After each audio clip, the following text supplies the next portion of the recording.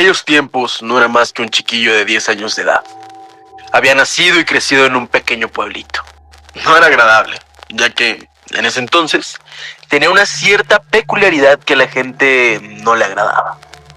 Jacob era un devorador de libros. Cuando los demás niños jugaban o estaban platicando, Jacob simplemente estaba sentado leyendo un libro.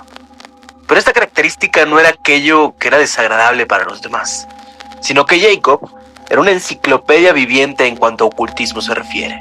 De hecho, él sabía más aún que la propia gitana del pueblo.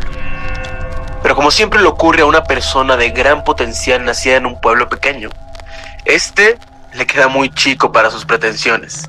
Así que ni tarde ni temprano hizo sus maletas y se fue durante 7 años, por lo que nadie tuvo noticias sobre el chico.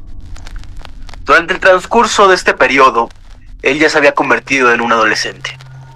Mientras que yo tenía mi propia pandilla, era un chico atento, un buen muchacho. Un día iba a la cafetería del pueblo acompañado de mis amigos. Ahí encontramos a alguien que nos resultó demasiado familiar. Y entonces ahí estaba, Jacob. No lo podía creer. Quien ya a sus 17 años era totalmente diferente a como los demás lo conocíamos. Todos nos sorprendimos porque su aspecto personal estaba un poco descuidado y su actitud era un poco más burlona. Estaba sentado en una silla y ahí hizo una seña con la mano, pidiendo a aquel joven que se acercara. Los chicos se le acercaron y lo saludaron. Solo se limitó a decirles: ¿quieren ver algo impresionante? Los chicos le respondieron: sí, claro que queremos ver. Necesito una hoja de papel. Empezaron a tirar carcajadas sarcásticas. Uno de ellos agarró una servilleta y se la arrojó, diciendo en un tono grosero: ahí tienes, confórmate con esto. Jacob sacó de su abrigo un lápiz y comenzó a dibujar una figura humana. Él no era un artista, pero era un dibujante bastante bueno. Mientras estos chicos soltaban un montón de comentarios sarcásticos. Pero entonces, aquellas risas burlonas se callaron y las expresiones de los rostros de aquellos jóvenes se convirtieron en expresiones de terror. Pues aquel dibujo cobró vida y comenzó a moverse en la servilleta.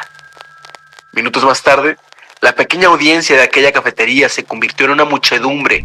Aquello era un alboroto total. Jacob empezó a dibujar perros y gatos y estos comenzaron a moverse. Él tenía una gran idea en mente, así que mandó a pedir una carpa con muros blancos y al interior de esta se cobró una entrada para que la gente pasara a admirar el espectáculo. Jacob, vestido de cirquero, le gritaba a la gente: ¿qué quieren que dibuje? Dibuja una locomotora, dijeron algunos. Dibuja un dragón, dijeron otros. Él, haciendo caso a las peticiones de la gente, dibujaba lo que le pedían. Sabía que el lápiz no le duraría para siempre, pero él le sacaba provecho hasta el momento. Un día, las peticiones de la gente se volvieron un poco más pasadas de tono. Dibuja un monstruo, dibuja una mujer desnuda, y como era de esperarse, Jacob no se opuso a ninguna petición. Pero el no negarse a una de estas le iba a costar todo. Un chico que ya hace mucho rato estaba gritando: ¡Jacob! ¡Jacob! Él, ya muy fatigado y muy cansado, le responde en un tono similar al de una persona cuando la despierta: ¿qué quieres? Jacob, dibújate a ti mismo. Quedó sorprendido. Nunca nadie le había hecho una petición así.